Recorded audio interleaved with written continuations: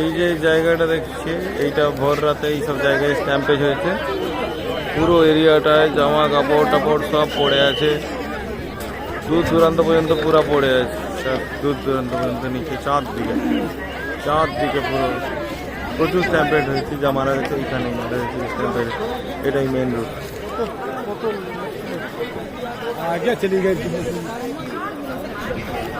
এত হাঁটা চলার জায়গাটাও হচ্ছে না।